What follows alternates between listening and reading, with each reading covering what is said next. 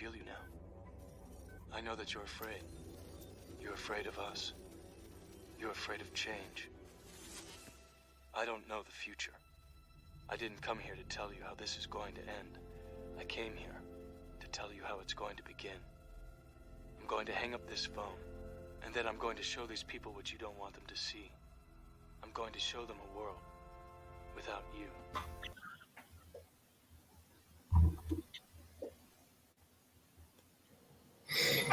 What's up, everybody? I'm Fu. And I'm Jay. And I'm Main One, and we're Unplugged Free Your Mind, a show where we discuss an array of topics, current events, and world news from an unfiltered, unbiased, and unplugged point of view. Welcome back to another episode. How you guys doing today? Good. Great. What about you? I'm still high. Yeah, man. You had a full weekend, huh? Yeah. Nobody had a weekend like you had. So kudos to you and all the hard work you put in this weekend.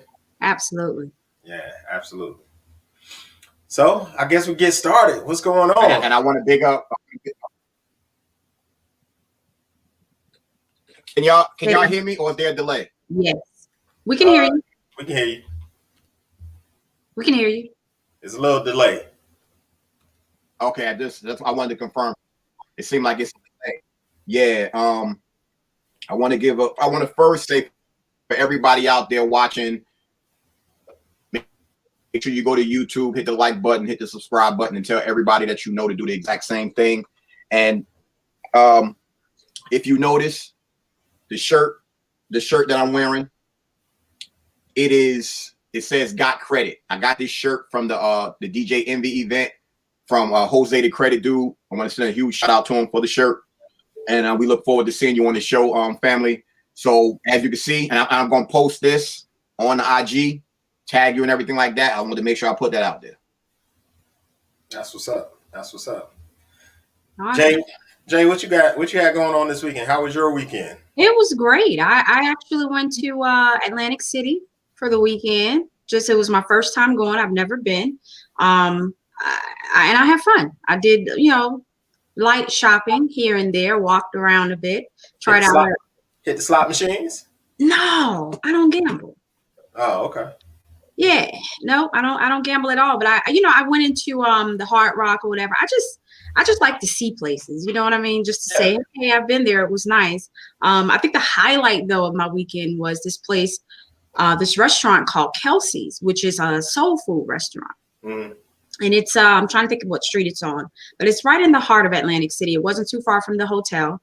And when I say that they had incredible food, Kelsey's, if y'all have not tried this place, try it. But let me warn you, because of social distancing and the likes, you have to be on a list. So when we got there, obviously, people, they already knew to get themselves on the 4 o'clock list. And so we got there when they opened at 4. And so with that, they said, well, we'll put you on the list and we'll seat you at 8 o'clock. So imagine that. So we did it because I felt like it was worth it. It turned out to be a great experience. They had live music. It was a vibe. It was a real vibe. So shout out to Kelsey's. It was great. Kelsey.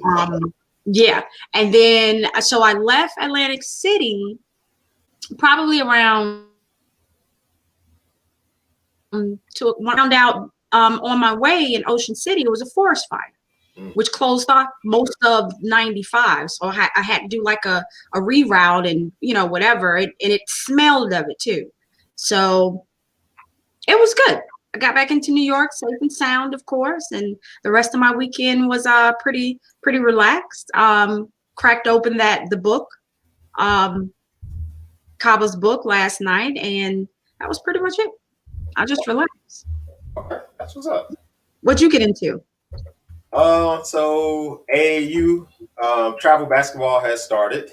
Mm-hmm. So we had our first tournament this weekend, and I'm not coaching. I'm just spectating. I'm not certified to to do AAU coaching at this time right now because I didn't do the paperwork or whatever because I had no intentions on coaching. But So you plan on doing it now? You think that's something that you want to do in the future? I'm not sure. From what I saw, they need coaching because we got our ass handed to us. Three games. The first game we played, which was our first game, I think we lost by like 6 points or whatever. So that was okay. Second game that Saturday afternoon, man, we lost by 30. I know you was kicking yourself in the stands, balling, hot, mad. Oh, well. Sunday had one more game, lost by 20. I was like, all the parents was mad. They were upset because some of their kids didn't really get to play, how much they wanted to, and all this kind of stuff. And then, it was just it was, and that's what. Are they sports about it, or have you ever had some parents like come to you and say, you could do better, like blame me? Me personally, no, I haven't, but I could see it coming with these two coaches that they got on my son's team. I mean, they're not bad coaches. I just it's just certain things that they can tweak. And like I said, it was the first game, so don't want to get too excited. But we had some parents talking about they were pulling their kid off the team. It's like, yo, this is it. I'm done. I ain't paying all this money to see my son see the back of his jersey on the bench, which I ain't mad at him about that. And the fact that their son can actually play. So when your son can actually play and he's not playing, it's like, yo, what I'm paying all this money for? So so that's how the weekend went. So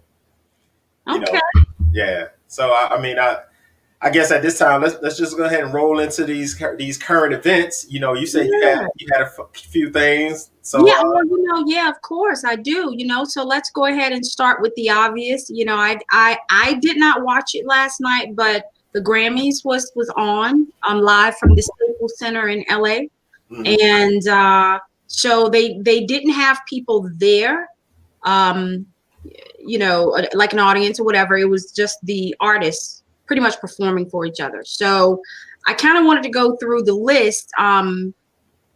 Maybe, this might be stuff that people already knew, but I was kind of surprised to see a few things. Best rap performance was Savage, of course. I seen that coming with Meg Thee Stallion and Beyonce. They got a Grammy for that. Let's see, what else?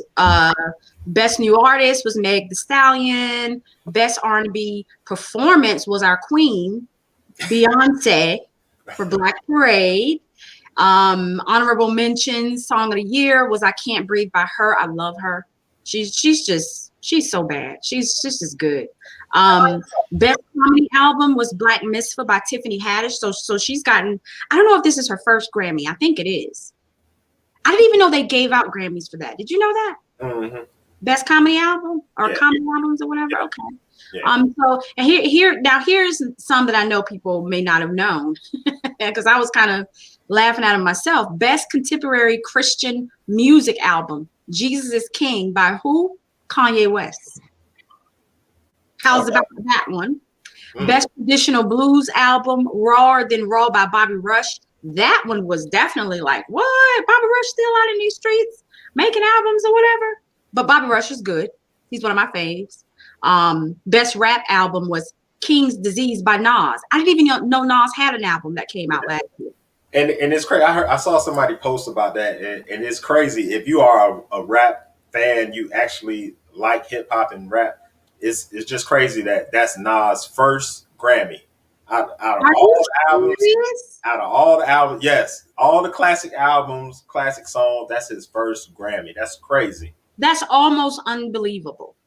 And to the point where I would have just said, F your Grammy. That's what I would have said. F your Grammy. Yeah.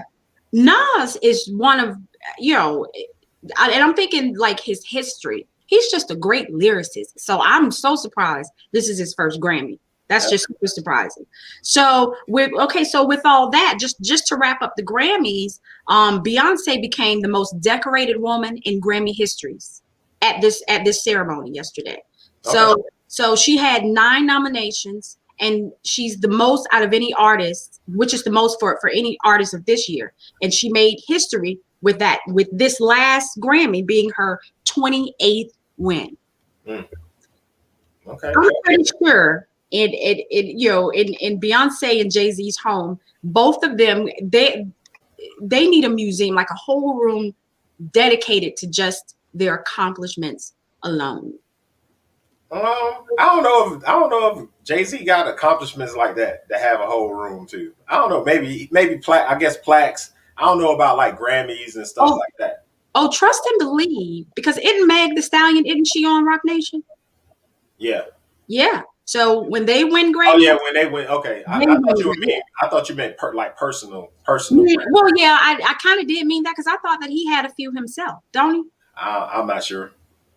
Never looked it up. Hey, Tanya. I think so. Tanya in there, y'all. She said, "Hey." Hey, Tanya. Can y'all hear me? Yes. Yeah. Am I frozen? Can y'all actually see me? We can see you. We're live. Yeah. Yeah. I've read it 3 times. So this might be it. Yeah. So yeah, I just want to wrap that up. The only other thing that I have for my weekend review was, y'all didn't know this, but today was National Napping Day. Did you get your nap? Nope. I did. During my lunch hour, I decided to take a nap, which, you know what? If I would not have set an alarm, that could have been bad, because I had a meeting right after. So National Napping Day is because, the time we spring forward Saturday. Right. So which pretty much means we're losing in an hour. So it's supposed to help us balance the time out. And so, like I'm telling you, I'm like, the day just went by so fast.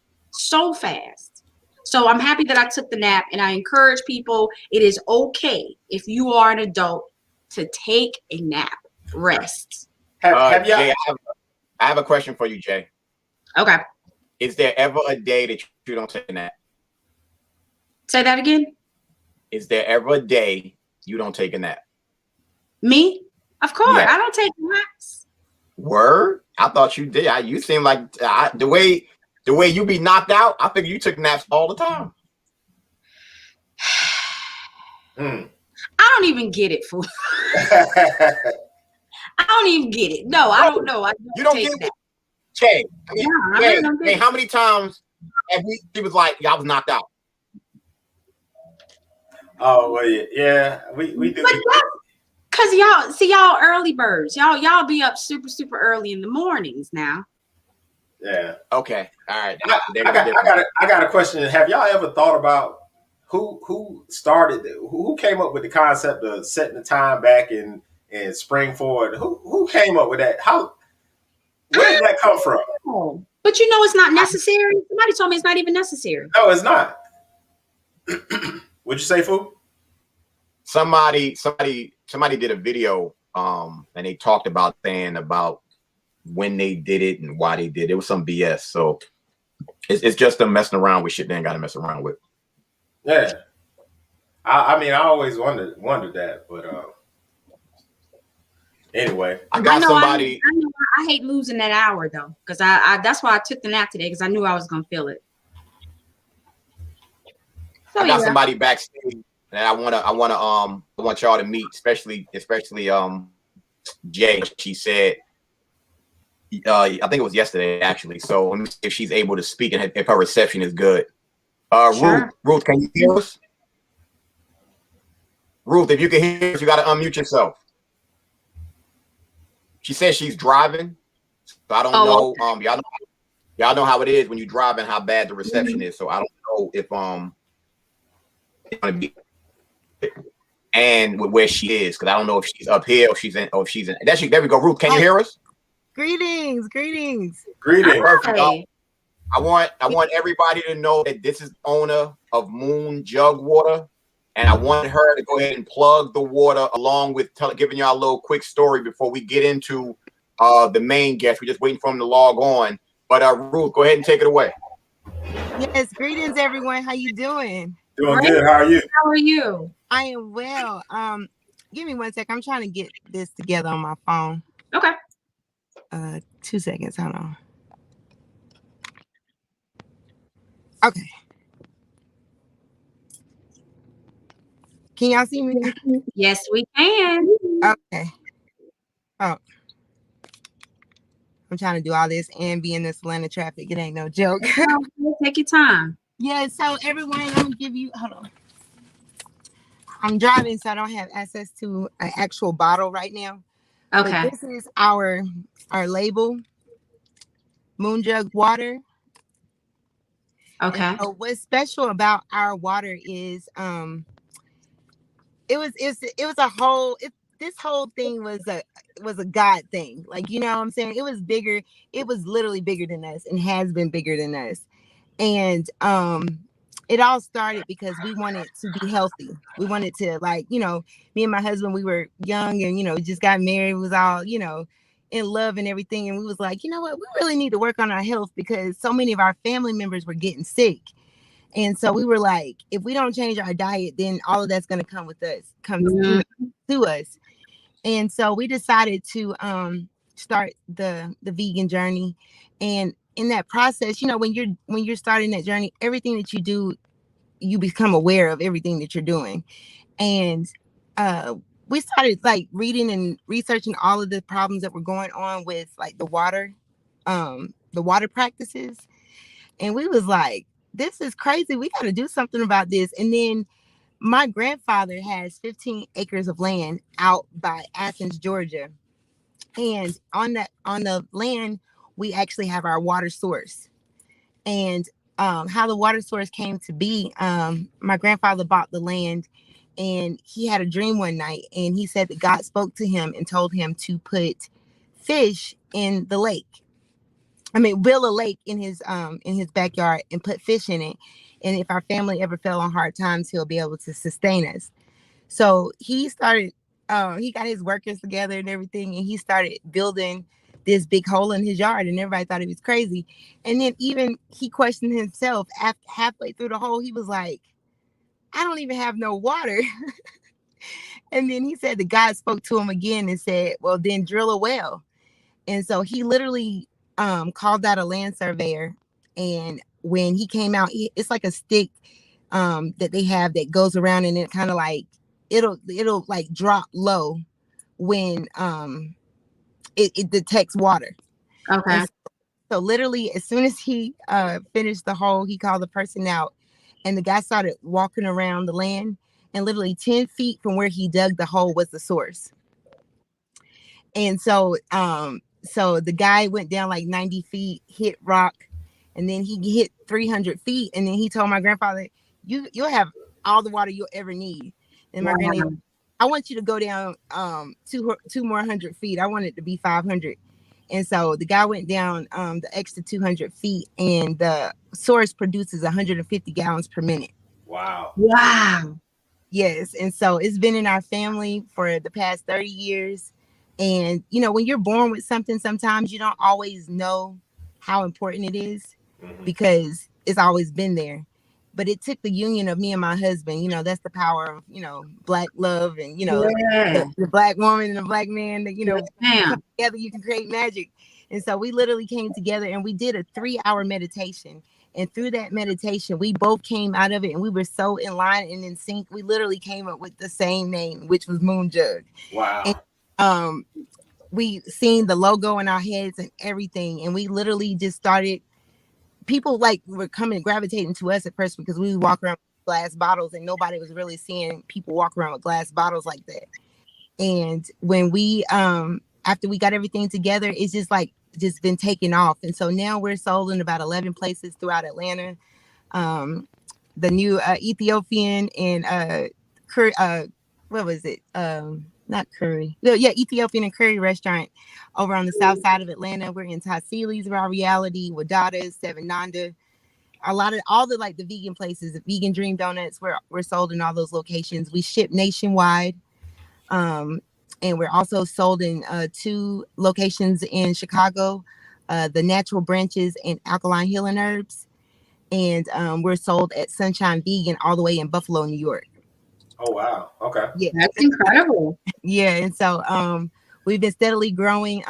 It's one other restaurant in Ohio that we service as well, and in Wisconsin. I forgot about those two. And so the team is just me and my husband. Okay. And we but we've been doing big things, and we're so particular about Moon Jug because water is so precious and we treat it so basic as people. And with just the practices of water, like, because people don't take the time to do the research and the knowledge, they miss a lot of things. And like, we all know that plastic is toxic. Yeah. And we all know that water is adaptable. So whatever you put water in, it becomes. Mm-hmm. So you put water in dirt, it becomes mud. You put water in vegetables, it becomes soup. But you put water in plastic, it becomes toxic. So there's no way that alkaline water can live inside of a plastic bottle. There's no way. It's all marketing. And the pH level, that's fake science. It's not even real, because the natural occurring water should be at least 7.0 to 8.0, because that's like nothing in our body is higher than that. Mm-hmm. Give me 2 seconds. 1 second. Hold on a second. Sure. Shoot, I need to get me some of that water. Okay, you there? Yeah. Okay, my apologies. Okay, and so because of that, we've been really, putting out information that the average person does not even, don't even know until we have started speaking, because water companies aren't speaking this way, and a lot of it is profit over people, because when we realize that this is our only planet, so we're killing our aquatic life. One-time use plastic doesn't even make sense. None of our grandmothers use plastic. You know what I'm saying? So like, we're really going back to Sankofa, and like, going back to what our ancestors taught us to, get that wisdom and, reintroduce it to our people. And so the mission has just been nothing but a labor of love. We are so excited to be able to, offer this to the people, because we know it's so needed. And like, it's just so crazy how the water has been privatized. Yeah. And how like the water integrity, even in Atlanta, Mayor Shirley Franklin was trying to tell the people about how toxic the waters were when she was in office. Mm-hmm. Mayor Bill Campbell is who basically sold the city of Atlanta out. That's why he ended up going to prison. That $3,000, he took the money, and then he took his female companion to Paris, and for that he privatized the city of Atlanta's water. And now Atlanta's city water has been under like all kinds of boil advisories. Last year before not last year, before COVID hit, so it was like 2019, the kids in DeKalb County had to send the kids home because the water was so toxic they couldn't even wash their hands.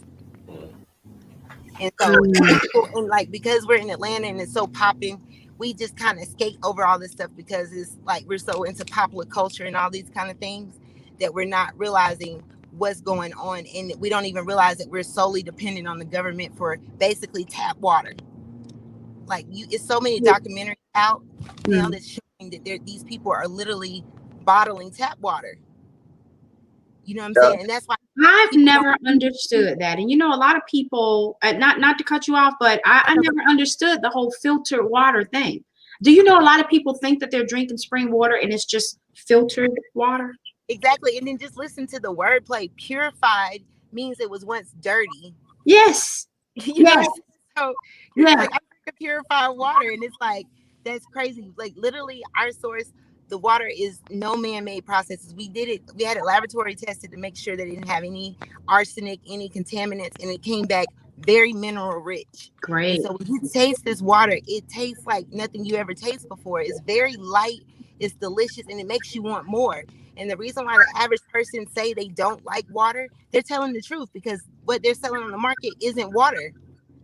Because water is alive. It is a living entity, just like you and I, because our hearts are electric and water is electric. Yes. And it doesn't matter what you go to the hospital for. What do they normally give you? An IV. because you're dehydrated. Yes. You know what I'm saying? So we walk around in a deep state of dehydration, and there's only two reasons why we die. Is either from dehydration or starvation, because we're not keeping our bodies hydrated, because we're drinking Coca-Cola teas and Starbucks all day, just taking a bath in what you drank all day. Your the outside of your body will be completely sticky. So just imagine what your organs and your cells are trying to do, trying to move all that gook. And so when people taste this, they instantly see the difference. And like we of course when we ship out, it's still fresh, of course. But like for the people in the city of Atlanta, we can get them water that literally is hours old. You know what I'm saying? You're not hearing people say, oh, this water is less than 10 hours old. You know what I'm saying? You're not hearing that. And then we bottle everything in glass, like I said. And so we program each bottle with an affirmation. There was this scientist in Japan. His name is Dr. Emoto. And he did this experiment to show you that water was living and it was programmable. And he took the word I love you and put it by 1 cup of water. And then he put I hate you by the other cup of water. Then he took a sample of each water and put it under a microscope. The water that he said I love you to turned out in these beautiful 6-star crystals. The water that he said I hate you to literally turned into like this distorted like image of a crystal. And so when you're doing these man-made processes like reverse osmosis, Kangen machines, all of those type of things, it's a man-made process. That's not how God made water. You know what I'm saying? It comes from the earth. And in those processes, with those man-made processes, it's killing the water essentially. And then they turn around and add man-made chemicals to make it 9.5, 10.0. There's no time that you should ever be drinking water that high of pH level. Like I said, it was fake science because it's man-made. Because nowhere in nature you're going to find water that high unless you're like in like some really high geothermal type waters or different things like that where you can find it. But those are very exclusive places. But on average, that's not what it is. So like I said, we're here. Our website is www.moonjug.com. Our Instagram is Moonjug Water. You can find us on Facebook as well, Moonjug Water. Or you can text us directly at 470-263-1338. And I'm Ruth and my husband is Key. And this is just like our baby. Like we play moon frequencies over the water. You know what I'm saying? We thank the water. Ruth, we honor it. Ruth, can you hear me? Yes. Yes. Listen, I don't mean to cut you off. We definitely got to get the guest on. And believe me, you're more than welcome to come back anytime. And I appreciate you taking the time out to jump on, especially since you're traveling. What I want you to do is make sure that you share this particular video off of YouTube and on Facebook, wherever. Let's go to Unplugged Free Your Mind and let people know they need to go ahead and check this out because we want to get you as much business as possible. You did say it's moonjug.com, correct? Yes, moonjug.com. And I appreciate y'all for letting me come on and speak about water and just letting people know how important it is because it is a life source. And without it, nothing could exist. And so we have to put more respect on water's name. And call out your phone number one more time. I'm posting it in the chat. Okay, it's 470-263-1338. And we offer delivery. We have the big 5-gallon containers, which are all glass as well. And we do deliveries on Sunday, Wednesdays, and Thursdays throughout the city of Atlanta. And we deliver all the way from Johns Creek to Douglasville, all the way to Hampton, all the way to Conyers, and everywhere in between. So we have a large Moonjug family, and we are excited to welcome everybody else to be part of the Moonjug family as well. All right, we definitely appreciate you. Like I said, we're gonna get you as much business as possible because people need it. You already know I'm gonna be getting mine without question. So do you deliver to New York? We ship to New York. You do? Okay. Well, yeah, ship. Yeah. So we can definitely got you. We just got a great logistics company. So we can send big old pallets now. So we're really excited. Absolutely. That the only water that I do drink normally is spring water, and I would love to try it. I drink a lot of water. Hey, Ruth, your husband just shouted you out. So he said, I love my wife. Go, baby. Oh, it's a team effort. You know what I'm saying? I love it. Moonjug is our love story. So, yes. Absolutely. All right. Thank you, guys. You're more than welcome. And we definitely appreciate. Oh, man. Thanks a lot, Keenan. I appreciate that. I missed the wrong number. Yo, follow. I'm gonna put that in. He put it in the chat. The number is 470-263-1338. I put the wrong number. All right, Ruth. Get home safe. I will. Thank you, guys. Thanks. Talk All to right. you later. All right. Be safe. All right. Okay, everybody. This is the perfect way to segue into the featured guest for tonight. I want to apologize to everybody also if we're having technical difficulties. To be honest with you, this is a little different. I didn't know he was going to be on. He could hear me. I see him chewing. We have the father backstage right now, so it's not just the son Eli. It's his father also. So, oh wow. Okay. So, here's the thing for everybody out there. I'm not going to steal any shine. I want them to break down everything. The only thing I'm going to say is, in this climate, and we should have been doing this already, but you have to learn how to grow your own food. That is a fact. So if you want to learn from the best. So I want to introduce these two brothers. We got Eli and we have his father Ish. So Eli, you're on, and Ish, you're on too.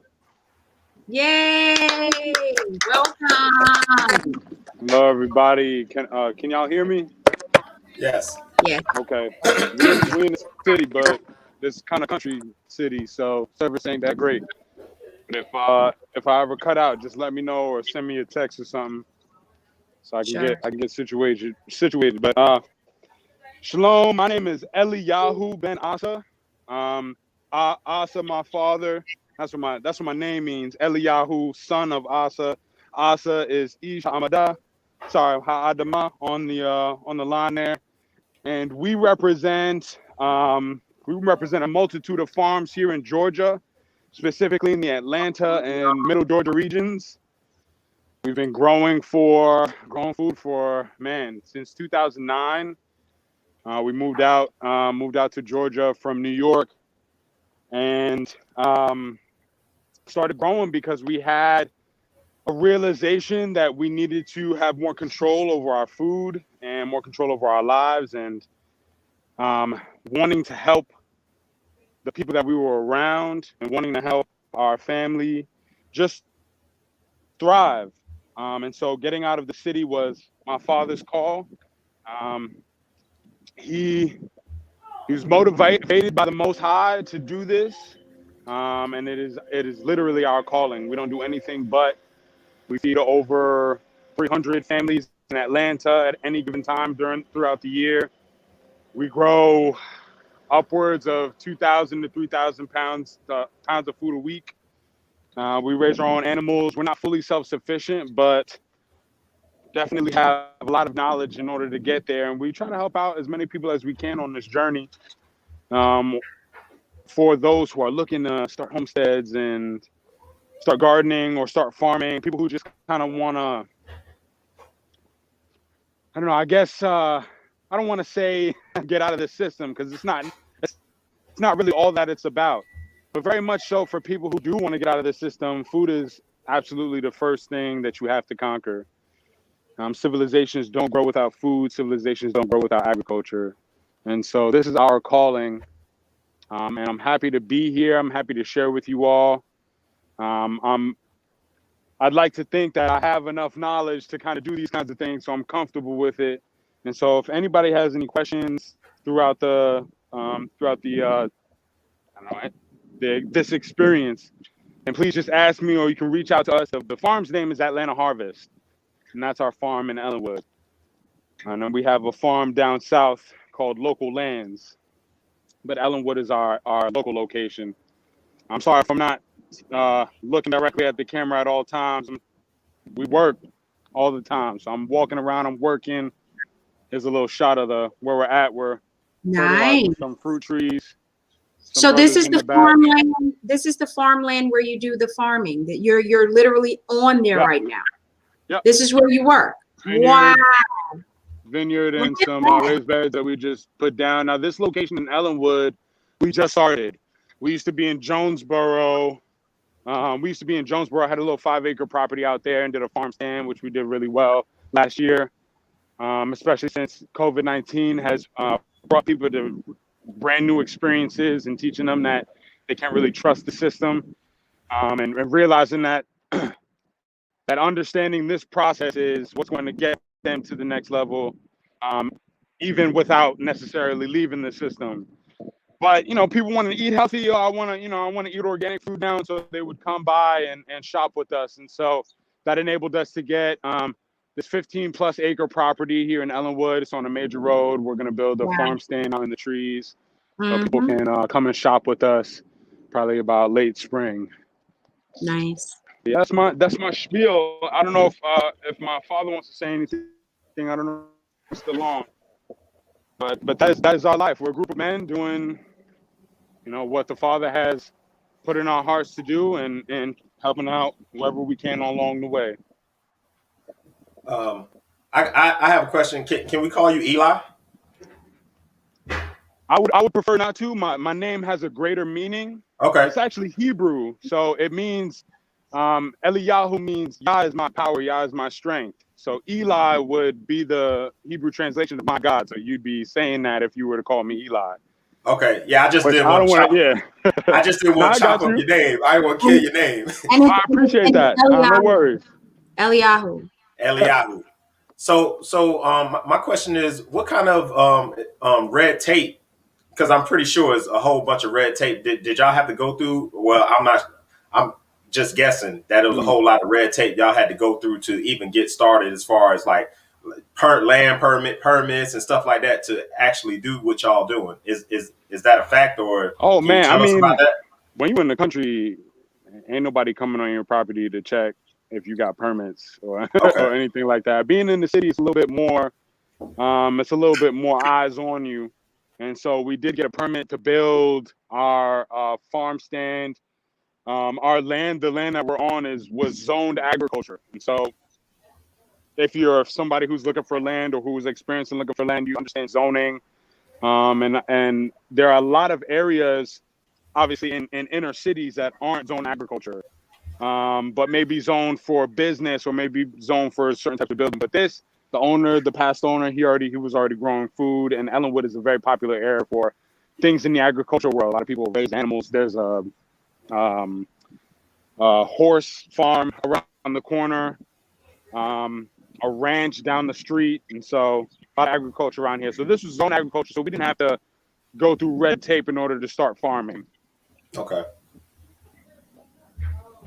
Yeah, but it is something that a lot of people have to deal with. Neighbors don't want chickens in their neighborhood and things like that, and zoning gets involved in politics and things like that. But I've learned through my short life experience that when you come to a new area, whether it be a neighborhood or school, you get to know the people in charge. Mm-hmm. Okay. Yeah, man. So it's really an honor for us to do this type of thing. You have no idea how many people are looking for the kind of things that we provide, in the type of ways that we provide it. And so, we're in the middle of a Home Depot and a Walmart. So it's really pivotal for us to be in this area, not only because one of our mottos is attacking food deserts in Clayton County and some of the major counties in Atlanta, but also because we're a midway point now for people who are looking for food, who are trying to experience new things, who are trying to support their own people during this particular time that we're in. Not only for people who think organic is sexy and things like that, because we've been through that a few times in the past 10 years or so. And so what I like to tell people is, people always ask about the type of food that we grow. I like to tell people, the reality is, a lot of farms, a lot of urban farms, they're not certified organic. Certified organic is, for lack of a better term, a gimmick. Really, it's a business that you have to pay to get into so that you can have their branding. When growing organically is not about branding, it's just about process. And really, a lot of organically certified companies aren't really growing their food naturally. And so we're certified naturally grown. So, wherever you are tuning in, you can look up certified naturally grown online and look up farms in your area. Certified naturally grown is a great it's a great certification program for farms that are growing without the use of chemicals, who are using natural products from animals or from minerals and stuff like that. Like, we don't use any chemicals. We fertilize with animal manure. We fertilize and we fight bugs and fight disease with minerals and plants, I've always derivatives been of plants. curious. I've always Say been that again? curious. I've always been curious about that as far as organics. Like, how do you prevent stuff like the bugs and this and that? Like, how for organic foods? Like, do you use natural things to combat that issue? Some people are different, and there are some processes that take more time but are much more rewarding, like most things. Mm-hmm. And there are short-term remedies. So a lot of people use microbacteria, microbiology to fight bugs, to fight disease, Mm-hmm. such as, like, I don't know, you probably heard of nematodes before if you've done any kind of gardening, or diatomaceous earth. These are all natural remedies. Okay. But if you really Yeah. want to talk about the real cure for things like, diseases on plants and bugs and things like that, you really have to start talking about the soil. Soil Mm. health is something that is weirdly underappreciated. And it's mostly underappreciated because it generally takes a lot of time and a lot of work. And a lot of people, although, their heart might be in it to start a farm and want to grow food and feed their community, they have to make it sustainable. And Right. waiting years for soil to break down and have the type of health that you want sometimes is not an option. And so people go about it in the short way. However, there are a lot of new processes that require some time, but not as much time. But the idea is really to build the soil so that the soil takes care of the plants. If you feed the Right. soil, if you provide the soil with what it needs, it will provide you with everything that you need. It'll retain water better. Mm-hmm. And it'll filter the water better. Not necessarily filter as in like filtered water, but it'll have it'll allow the soil to breathe and not be clogged up with water, which causes moss and causes fungus and things like that to be present in your soil. We're talking Right. about having good fungal growth. We're talking about microbacterial, microlife being in soil that is untilled and undisturbed. These things, they take some of these things, they take a long time. Yeah. But soil health is very much so at the top of having a healthy and functioning farm garden environment. Okay. And so, in terms of COVID-19 last year, were you guys positively affected by it or negatively? Do you think like more people really, sought out more organic foods, more, going to a farmer's market, or do you like, were you guys negatively impacted? No, we were positively impacted.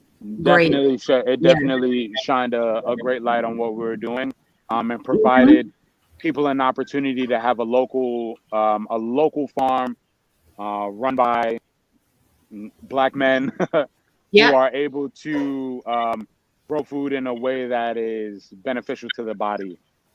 And And so I ask and because we also I grew do. up like Go ahead. that, like going to the farmer's market, and going to the local farmer. So I mean, I don't know how and why we got away from it. Probably because people are looking for like convenient stuff in the grocery Yeah, stores or whatever. convenience. Yeah. It's convenience. It's accessibility, and that's the thing about food deserts. You have areas in Atlanta. Atlanta is Clayton County, Fulton County, Henry County, and other surrounding counties that have a high percentage of food deserts. Food deserts are places where within 1 to 2 miles there's no place to get fresh fruits and vegetables. And Mm. so you've got areas in these small cities, in these inner cities, where there are high percentages of obesity, high percentages of people who might be on food stamps, which are not necessarily a bad thing, but No. a lot of times those people may have to may not have transportation and have to eat whatever's in their area, which tends to be fast food and just nowhere where they can get fresh food, and then they don't have the education or experience on how to eat healthy, so they wouldn't know healthy food if they saw it. And so, you know, our goal is really to battle that in any way we can, by pop-ups and by food deliveries. Yep. So you guys do food deliveries too, because I always thought that would be a great idea for someone to say, hey, you like Instacart, let me go and do your fresh food shopping for you. You write your list and I do the deliveries for you. We need more of that. We do a program. It's called the CSA. So if anybody's close to a farm, look for a CSA when you go to that farm or when you deal with those farmers. A CSA stands for Community Supported Agriculture. It's a model that a lot of farms use to sustain their surrounding community, and it's really a circular relationship, because it's based off, the model is originally that the community members, they support the farmer financially, money for seeds and soil amendments and whatever, grain, whatever, and they get repaid throughout the year with whatever grows seasonally at that farm. And so the way that we do it is a subscription program that you can hop on whenever you want, at any point in time throughout the year, because we grow all year round. We never stop. And it provides access to fruits, vegetables, meats, teas, coffee, eggs, value-added products like jams and jellies and fresh baked bread and all types of things. And you can get all that stuff delivered to your door. So if anybody listening wants to check it out, it's atlantaharvest.com. You're looking for the CSA Food Box Program. And so we do that in conjunction with going to different farmers markets, doing different pop-ups. We deliver to all the counties in and outside of Atlanta, and even some cities in Middle Georgia. And all that information is on our website. Awesome. That's awesome.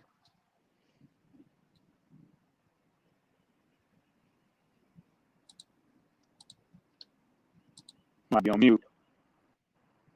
Can y'all hear him? Yeah, we can hear you. Yeah, my bad. I wanna thank you. I want to thank you again for jumping on, because the education that you have, I think a lot of people need. You know, you've been talking about what you're doing, but do you guys offer any classes for people who actually want to learn how to start growing their own food? Oh, absolutely. So we have a nonprofit. It's called Cultivating Humanity Incorporated. Cultivating Humanity was created so that we could use it to have classes, teach people how to farm. Back in 2020, we were doing tiered classes where, you know, the beginner tier, you would learn, basic gardening. How do I keep a plant from dying? Up into the advanced tier where you would learn industrial farming, taking care of animals, husbandry, building greenhouses, building farm structures so that you can run a business efficiently. And so these are things that we're going to re-implement once this area gets finished. Once our farm in Ellenwood gets completed, we'll be having classes. We even have some free classes. And if you follow us on social media, once in a while, we may have a free class. We're building now, so building a raised bed or building irrigation systems. We may just have classes here and there, and y'all could come and and get our ear and learn a little bit for an hour and take it home with you. Yeah, I've always been interested in growing my own herbs. You know, I'm in New York, and so it would be nice to be able to do that, like fresh herbs. And so I've been super interested. So yeah, I'm definitely going to check it out. Yeah, there are a lot of places to check out in New York as well. Considering that, you know, inner cities are so congested and there's not a lot of space for traditional growing in soil.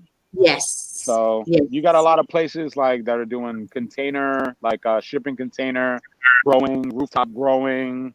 Yeah. So yeah, a lot of the apartment building, I noticed that's like a feature. Like if you're apartment hunting, that's like one of the amenities, you know, like you can have your own spot that's on the rooftop and grow things. So yeah, the bad thing about it in New York, it's not that places don't have fresh foods. It is the fact that what they're offering it in fresh foods. It's regular fruits, apples, this, that, and third. It's not organic stuff. It's not the organics.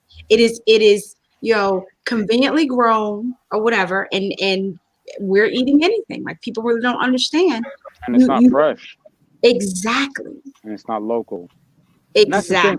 That's the thing about, you know, that's the thing about like farmers markets and shopping at a farm. Yeah, it's like great because, you know, you're supporting your community, you're supporting a local business, but you have to realize that eating fresh food is the only way really that you should be eating food. Anything where these are living things. And so just as we die of old age, plants, fruit, vegetables, they'll die after being disconnected to their life source. So you pick a apple, you pick a eggplant, within hours it's starting to degrade if it's not, you know, properly stored or properly refrigerated. But you want to eat food as fresh as you can get it. And so when people come to the farm, they're able to see the food grown in the field, us harvesting the food that morning and being able to eat that food. Food having life is like the woman that was speaking earlier about water having life. Food brings life to the body. And so when you eat local, you have an opportunity to eat food at its freshest, while it's in its prime, before it starts to degrade. When you start eating food that comes from halfway across the country, you're not getting that food until a week, maybe a week and a half after. You got to realize it's getting taken off the plant, it's getting stored, refrigerated, and then shipped, and then it's going in a truck from California all the way to Georgia. Then it goes in the Kroger fridge, then it gets put on the counter. By the time you get it, you're not even eating it that day. You're going to put it in the fridge to eat later on in the week. You're having food that's 2 weeks old. That's not food that's going to give you life. Right. And then you eat, you're continuously eating because you don't feel full. You don't feel satisfied.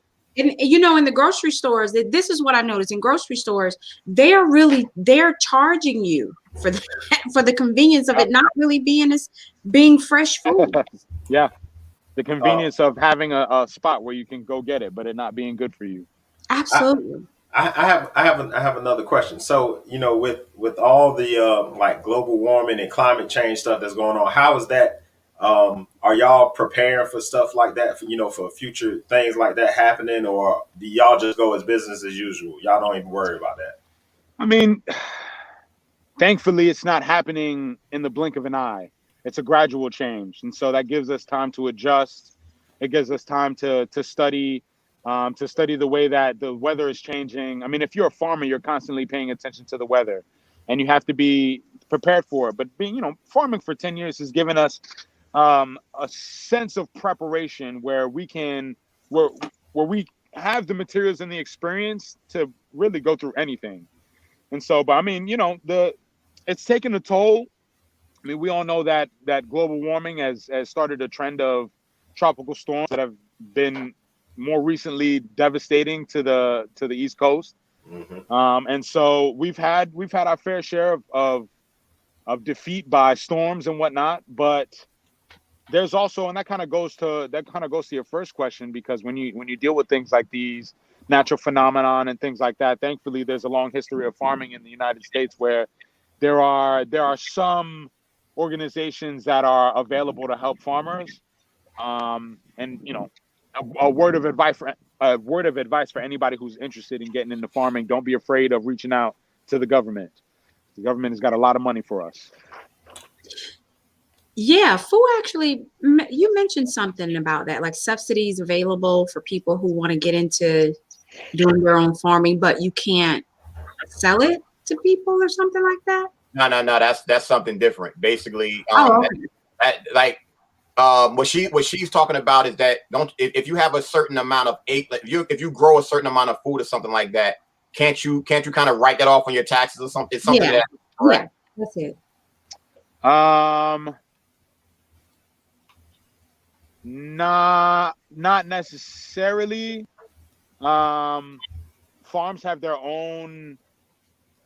The way that they run taxes and finances for farms is something totally different. So selling food we sell food as a business, so it's not really it couldn't be a tax write-off. Mm-hmm. That's how we make money. Yeah. All right, and here's my question. Here's one of the questions. Oh no, excuse me. Jermaine, you want to go ahead and ask the questions from the people in the audience real quick before I ask mine? Sure. Mandy Nunnery, she says, what form of payment do you guys accept? Oh, all forms. We do EBT, all types of major credit cards, debit cards, cash. If you want to send your children, we'll work them and send them home with some food. So, There you go. we take it all. It's a farm, you know. You You talking about new age kids now. You ain't talking about old school Yeah, kids. right. Yeah. I'm talking about the Yeah, old kids, and yeah. look, now be careful because you probably have somebody think about sending their kids to you for work detail, you know. So, Now, what I Go wanted to ahead. ask you, what I wanted to ask you was, we have a decent amount of land here, and I definitely want to start growing something to learn.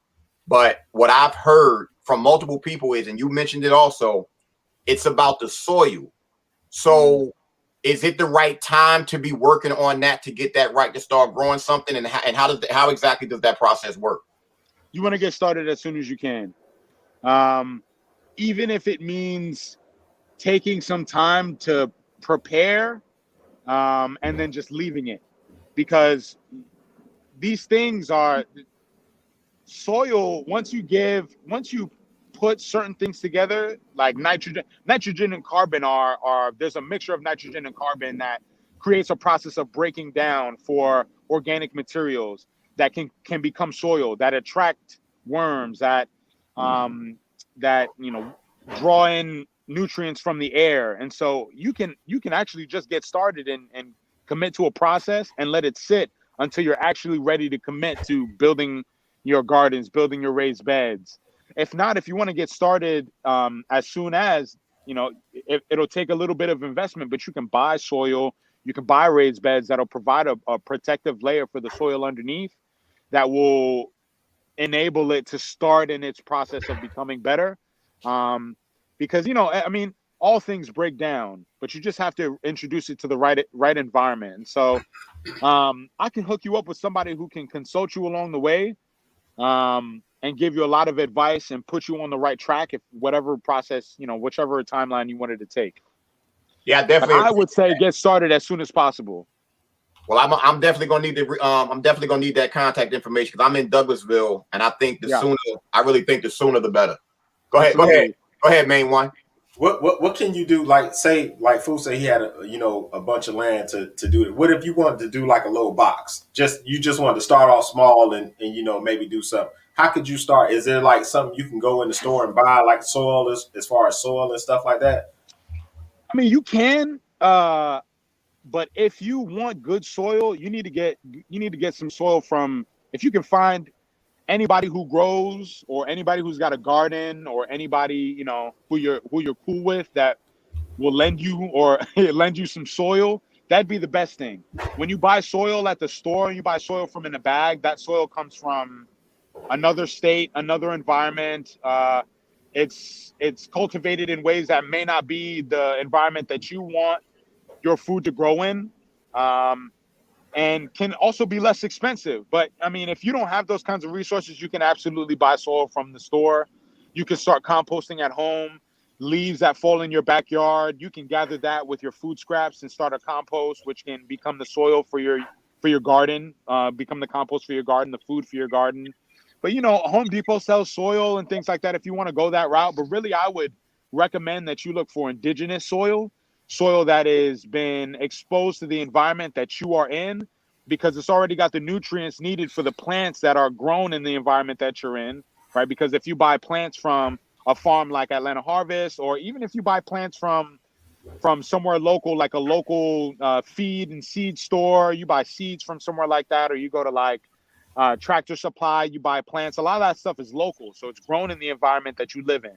And so the plants don't have to adjust, and the nutrients in the soil of that environment are exactly what that plant needs to thrive. Okay. Awesome. So my next question is going to be for your dad. He's been pretty quiet. So I'm curious to know how proud of you of this product that you have in working with your son. His mic is muted. Yeah, he might. I think he might have stepped away too. When he come back, you can go ahead and ask him. He's There right. you go. There you Yeah. go. No, I'm here. Really, y'all kind of blew me up. I tried to come in here under an alias so I could just listen. No. And Fafan just caught me out there. I know it was you. Yo, for everybody out there, if you ain't from up north, when somebody say they serious, they mean it. Yeah, well, we from New York too. I'm from Newark, so I already know. What part of New York? All right. What part of From New the York? Bronx. Okay. There you go. I'm in New Rochelle, and my office is in the Bronx. So, I love me some Bronx. But okay, so my question was, New Rochelle, I mean, you connected. well, I'm a Georgia girl, so this is my native land. Me too. But I love it nevertheless. So my question was, how proud of you of what you're doing with your son right now? Like, this is something that, we always talk about generational wealth and generational this and that. Aren't you proud of this? Like, your son is so knowledgeable about this, and I'm pretty sure this is, your lessons. This comes from you. Well, I mean, my son is me, so there's not really any separation. He carries my genetic energy, and that's it. So we finish each other's sentences. He's my oldest son, but I've got twins. Right? Oh. Okay. Nice. Might have cut out. That's that country signal for you. Nah, that was Elder EliYahu trying to call me, man. He's the big dog. Oh, okay. It's important. Everything that he's saying is spot on. Right. You guys hear me okay? Yes. Yeah. Yeah, it's kind of low. We can hear you. Yeah, there's a little bit of country left. I'm down. I'm south.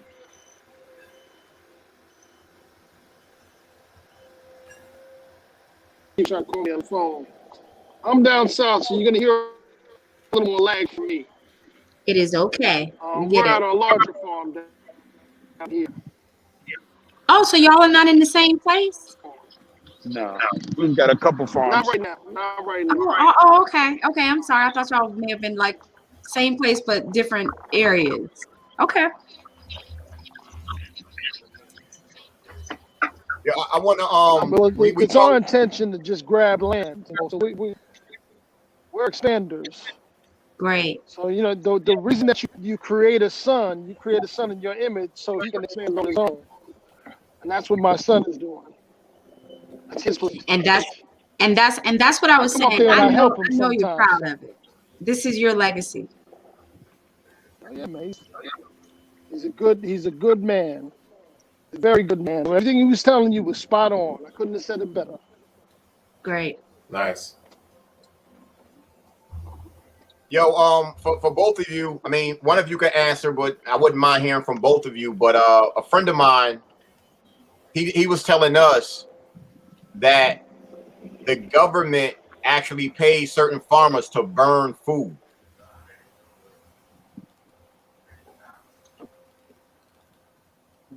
Food. Yeah, like I was hoping he was going to be on to because obviously you guys aren't going to do that because you actually want to nourish the world if you possibly can, but they are keeping good food away from people. Mm. Oh, okay. Yeah.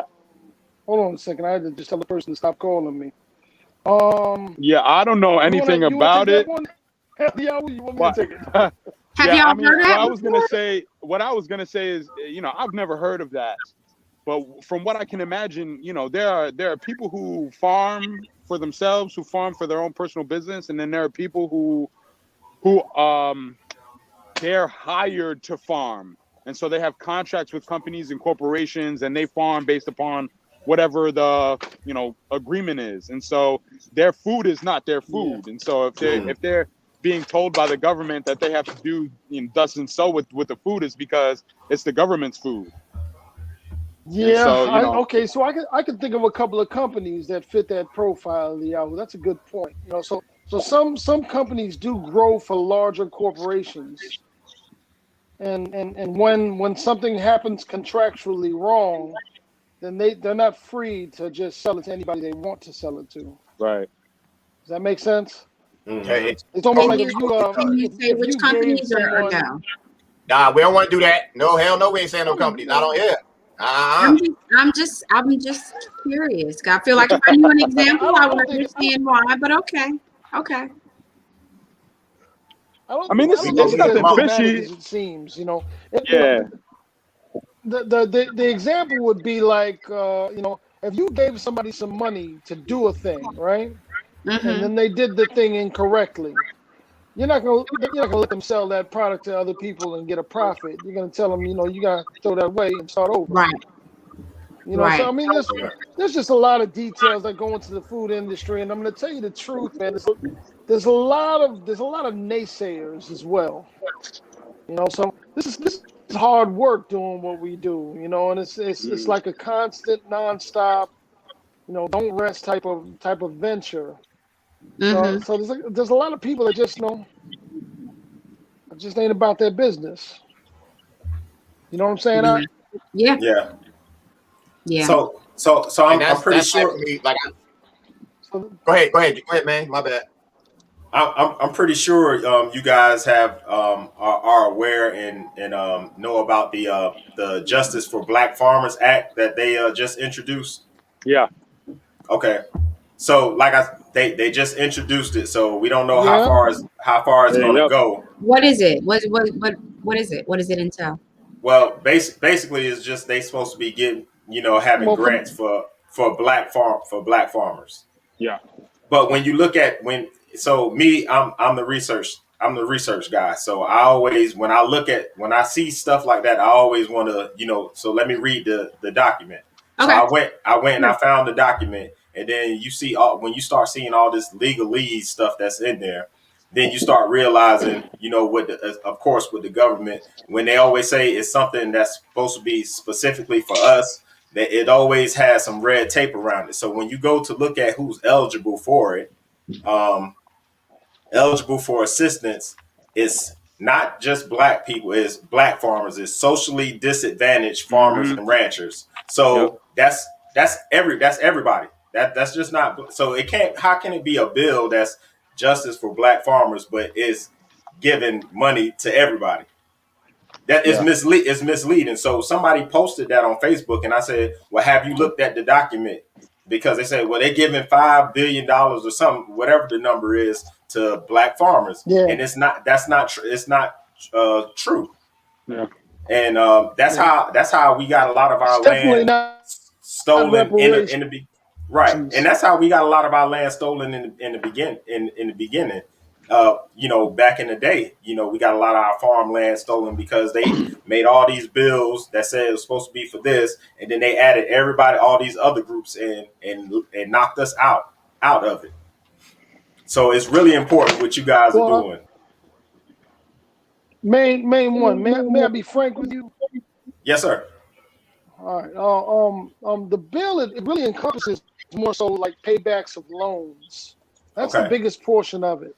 So if you've got a USDA loan, if you got an FSA loan, it entails a lot of loan forgiveness.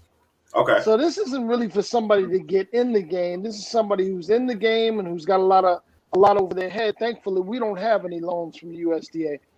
Okay. But those who do, it gives them a kind of access point out. But the way that we operate, like within my family, we operate kind of more so on the offensive, not on the defensive. So I really don't expect them to do much for me, or for my children. It's just people do for their own.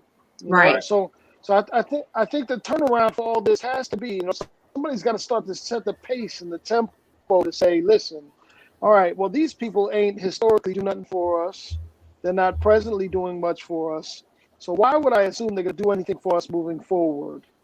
So we have to start thinking as independent economical powers. Mm-hmm. And in order to do that, you have to get right with the socio-economic climate.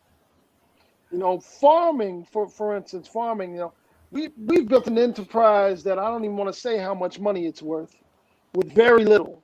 But what we did is we put in grit. We weren't educated in the field. We said to ourselves, we're going to do this and we're going to be successful. And we learned all that we could, and we got from other people. We YouTubed a lot of stuff. And, it took us about 10 years to really get a good grip on it. But a good grip we got. And I say that as a high school dropout. You feel me? Mm-hmm. And so when you're looking at it from that perspective, you have to understand that there is an enterprise here that Black people can take advantage of as long as they work. We can do this. And it's not just this, ironically, this society has taken a lot of us away from industrial fields. So we're sitting behind People don't got no skills. desks, no offense to those who are, everybody's trying to make a living. There's be a problem with all that is that it puts you completely out of touch with industry. And industry is what really makes a people. If you look historically, all people were known for some form of industry, and all tribes and all people were always known for farming because we all got to eat. So what this has done is, it's left the field of farming wide open. There's a gross lack in this country for farmers. So basically, any of us can put a seed in the ground. If we can learn to be successful in that particular field, we can make an economic change for our families and for our communities. But it's all about the go get 'em. It's all about the do it. Mm-hmm. So it's just time that we stop looking at them like they're gonna give us something. They're not. It's just not gonna happen like that. Yeah. Yeah, what I'm saying. I know because you guys are forward-thinking people. I know. Yeah. My only issue is, stop putting it, because when they put it out there like that, people who are not forward-thinking, they grab onto that. They're gonna give us something. They're gonna give us something. You know what I'm saying? But they putting it out under the guise of deception, and that's what I have an issue with. Yeah, but you see how you're educated about the bill. I'm educated about the bill. We didn't go to no secret society to find that out. All you had to do was look it up online. Right. People know how to look up things online. It's just they don't want to. Right. Reading the fundamentals. That's just the reality of it. Yeah. We've got to change the tone. And it's not that I'm down talking to anybody, man. I love Black people, and that's just it. But we've got to change the tone. We've got to change the climate. And the only way that we can do that is if we're sort of violent with the way, not violent, we're aggressive. Yeah. In the way that we're dealing with our own stability. So people come around to me with that backdraw, and I just, that sounds good, and I keep it moving, man. You just keep it moving. Yeah. And what we've done here, just to show and prove, I'm from the Bronx. I came out here and I bought several acres. I started farming, and here we are, 10, 12 years later, and we've got. We do well. We all right. Okay. Right. You bought the New York hustle. You bought the New York hustle down here to the South. You know what you're supposed to do all day. But for Quan, this is the real thing that you got to think about. I came down here to a bunch of rednecks. Not the term redneck doesn't necessarily mean negative. I'm trying to be politically correct. Yeah. To a bunch of cats that's out here in the country, rednecks, country boys, and you know what? They are sick of farming. I bought all my equipment for pennies on the dollar, and I took advantage of the fact that people out here are tired of doing this. It's an open field, and not just that. Mechanics, steel working, woodworking. There's so many open fields for us. If we're willing to get our hands dirty, I can't tell you how many brothers I know right now that don't know how to change a tire, man. There's a certain climate. That's the shit right there. There's a certain environment. There's a certain climate that we're in right now that leaves things ripe for the picking. for those who are willing to get their hands dirty. It's Right. a climate that can create fortunes. I know a lot of brothers don't talk like this, man, but again, we're doing good. We're doing good, and we ain't. I mean, we've got all the excuses in the world to say it, but we pushing through. So there's promise. There's the availability to do this. You send people our ways, because we're all about uplifting, but we're not about excuses. Especially if you send them to EliYahu, he gonna work the hell out of them. He's also gonna show them how to be financially stable. I want to let both of y'all know that I have two groups of people, two separate people that have a lot of influence that are going to be contacting you, because one is looking to buy a bunch of land and they want to have you as like the food source. That's number one. And another one that's here, but I'm definitely going to get y'all in contact with them. But I wanted to ask EliYahu a question.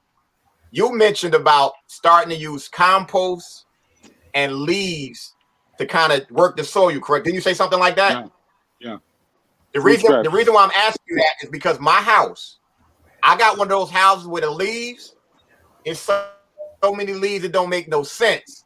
But I'm guessing I just need to start working on getting the compost so I can start combining everything, right? Take some time to look up. Take some time to look up what composting is, like composting food scraps, composting at home. And I've been so busy. We made a video for this, and hopefully, you know what? You done inspired me now. I might make the video. I might put the video together tonight. But you want to look up straight up composting. Hey, man, I got to cut left, man. Okay. I'm sorry. I don't mean to interrupt y'all. I got to cut left, man. It was really nice, y'all. You are in good hands. This man right here knows what he's talking about. Absolutely. Thank you for coming on. We appreciate that. Appreciate it, big bro. Good night. Shalom. All right. Yeah. So you want to look up. Composting. Just look up like how to compost at home or something like that on YouTube. They're gonna start talking about what items from your kitchen you can use, how you can incorporate the things regularly found outside like leaves, and they're gonna talk to you about a nitrogen to carbon ratio.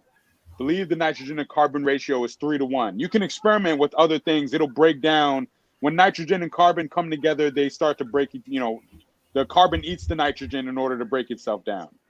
And so carbon is generally things like leaves, branches, wood. Nitrogen comes in the grass. Nitrogen comes in the form of like your normal food scraps, onion skins, banana peels, whatever. Not including things like meat and eggs. When you're just talking about fruits and vegetables, those break down into nitrogen, and the carbon eats the nitrogen and starts the breakdown process. That's what you want to get. You want the stuff to break down, and it's breaking down. It'll attract, like I said, things like bugs, worms, larvae for flies that'll eat it, defecate, and create more good nutrient-dense compost. And that's what you use to feed to feed your soil. Now, compost is not soil, and a lot of people think, oh, if I've got a lot of compost, that I'm gonna be straight. Like you can overfeed soil. You can overfeed your body. So compost is a fertilizer for the soil. Yeah, essentially. Compost is a great addition. Compost is straight up organic matter. Okay. Organic matter is good because organic matter is food. But soil is a combination of organic matter and silt and sand and other minerals and naturally found components of earth, straight earth, rock, all those types of things that create soil. Now you have different types of soil, different ways that the soil can break down, different processes that you can create soil that's good for your environment, and compost feeds that. Okay. So you can start that. You can start that now. You get you a bucket. You know what I'm saying? Fill that bucket up with some food scraps. Collect the leaves and branches and stuff. If you trim trees or flowers, put all that stuff in a pile. And it's great if you could really follow that ratio of 3-to-1. That's 3 nitrogen to 1 carbon. Oh no, sorry. That's 3 carbon to 1 nitrogen. And so that's a lot of leaves and a little bit of that food scrap. So it works out well because you probably don't make a lot of food scraps. So are you going to do this on YouTube? Maybe, Yeah. I have a video already. I just gotta I put want to some know hours so in I it can and follow it put because it I'm on. Yeah. interested. Look for it by the end of the week. I'll have Okay. it in by the end of the week. All right, I'm gonna hold you to it. I'm gonna be Yeah, looking at. Atlanta Harvest on YouTube. Well, we got a little couple videos out there, but we need to have more educational videos because that's what I do. Dad sent me to school to do media, so that's my like outside thing. That's my skill. Okay. Well, I'll be looking out for it. I'm gonna look you up now and follow you, and I'm gonna be looking for that because, like I said, all I want to do is just the basic. I cook with herbs, and I'm tired of having to spend $6 for 2 ounces of basil. Yeah, You know what I yeah, mean? But I can be growing it myself. yeah, absolutely. We want everybody out there, once again, hit the like and subscribe button if you're watching on YouTube. Make sure you tell people to do the same. But most importantly, this particular show is for the people. If y'all have questions, you need to be asking these questions because this is as important as it gets. We have to learn how to grow our own food. That is without question. I promise you, this is as important as anything. We had water in the beginning, and now we're talking about food. So please get your questions. Definitely get your questions answered. Oh, and I gotta put the I'm about to put the website up right now. I forgot about that. I just been having your name go across. We'll put I the actually website up. put it in the chat too. Yeah, the website's in the chat. Yeah, so you can check Atlanta Harvest and look out for, follow us on social media. It's Atlanta Harvest. Is super simple. Atlanta Harvest. That's Facebook, Instagram, YouTube. That's the website. We're on Google. And so if you can call us. I'm on the other line of that phone. Please don't blow up my phone because I got to get some work done. But you can call and talk to me, and I can help you in whatever way that I can, whether it's just educating you about, what we're doing, or giving you expectations. I mean, we'll be open by end of spring if you want to come by and shop with us. But we sell food now. So we got can come to the farm? Yeah. So the farm in Ellenwood is open. We're building a farm so that people can come by and see, maybe volunteer. They can purchase the food that we grow here. But the farm down south is really just a growing center for the food that we sell up here. We're the hub. So we grow, animals, fruits, vegetables on about 20 acres. And so we sell food now. So if anybody's interested in shopping with us, you can join the CSA. You can get a weekly, bi-weekly food box. Enough to feed your family, enough if you don't really eat fruits and vegetables, you just want a little local stuff once in a while. We got it for, whoever's looking. Okay. Do you allow the whole, or in the future, would you allow people to come and do their own pickings? I went to school at South Georgia College in Douglas, Georgia. And when you're on your way there, and I want to say it's either 221 or 441, one of them, but you see people out in the onion fields picking their own onions and stuff, like going through their day. Like, do you guys allow that for people to do their own pickings and everything? I would love to, and that sounds like a wonderful and like happy-go-lucky time. But the reality is that people don't know how to farm, and people would destroy the crops. Right. We got too many people to serve to allow that to happen. But there are a lot of U-pick farms on the south side. Yeah, you generally see like you pick strawberries, you pick blueberries. Yeah. So there are a lot of you pick farms on the southern side of the Atlanta region. So if you want to have that experience, there are a lot of farms that do that. Okay. But our farm, we're probably not going to do that. Okay. I was just curious. We have a guest, which happens to be the love of my life right now, who wants to give you kind of a shout out. So Danny, hold up, time out. Danny, hold up. You muted. There we go. Hi. Hey, Danny, hold up. Before you start, I want to check your man on something real quick. What he just said. I already know. And I know you caught it too. I want people to know what's going on. It came out wrong. We'll have a discussion later. Danny, look, get it right. Get it straight. How are you? I'm great. I just want to give a shout out. Fu told me about the farm, your wonderful farm. I decided to go ahead and get a bag. When I get it, I think a week or so ago, and I love it. The local honey, it is so thick and wonderful. I put it in my tea every day. My Wow. allergies have ceased and desist. All Thank right. I'm glad to God. hear that. Oh my goodness, You I guys love offer it. honey? Beautiful. Hmm? They offer honey? Oh yeah, girl, let me go get it. Yeah. Hey, you We also have tea. our own tea and coffee company, so we mix our own teas. I don't know if that's the tea that you were Let's drinking, but we see. got a company called Tea Brew Farm, Oh yeah, This is the honey. TeaBrewerFarm. Oh yeah. somebody in the chat said ask Oh about yeah. the Tea Brew Farms. Okay, I'm gonna have to look up Oh, the tea. No, there I it haven't is. had the Yeah, tea yet. Tea Brew Farm, and we I ship didn't all want to over the jump country, but all we mix in. our own teas. And can I Nah, tell you're you fine. that Yeah, look take your at time. pure organic honey there? I can look at it and tell. Oh yeah, Honey in the I was grocery like, stores be all, it it's weird see through. looking. This is Right. raw. It's it feels like I just Unfiltered. got it from the bees and just put it in a Right. jar. Yeah, That's That's what it feels awesome. like. put the little pieces of wax in there, so it's all there. We don't touch it. Oh, good, perfect. I love it. I love it. So I'm like, well, I know where I'm getting my honey from now on. Greatly appreciate you for shopping with us. So I hope that you get to try everything on the menu. I Shoot. did. I love that. I left it just the way it was. Whatever you guys were gonna give me, I said I'll figure out how to cook something with it. So the oyster mushrooms, never seen them before in my life. Never cooked with them. We love them. My son was like, "This is the only ones I want you to buy now." Y'all have oyster mushrooms. That's my favorite. Yeah, I would show them to you, yeah. but I just finished cooking the last bit of them. Mm-mm, it's all right. Well, I'm gonna go One and thing order that's really it. good about the program, the service that we offer is, I mean, we grow a lot of food, but I use the opportunity because we've done so well, because a lot of people know our name. I use the opportunity to get a lot of other local, especially local Black-owned farms involved. And I buy produce, I buy whatever that they have to offer, and I'll distribute it through the CSA or put it in the store. And so there's a lot of items, especially like specialty items, come from a lot of farmers in the southern region.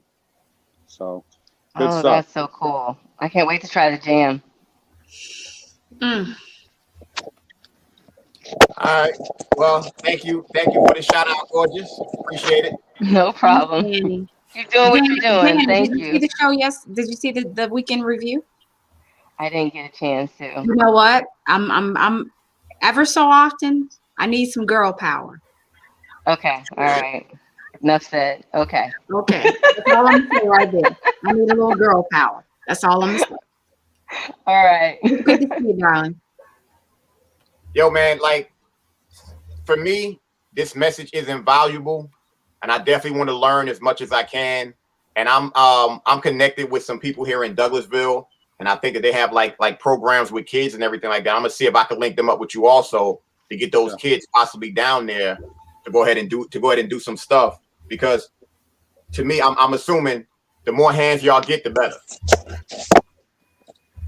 Depends on the hands sometimes, but but generally, yeah, the more hands, the better.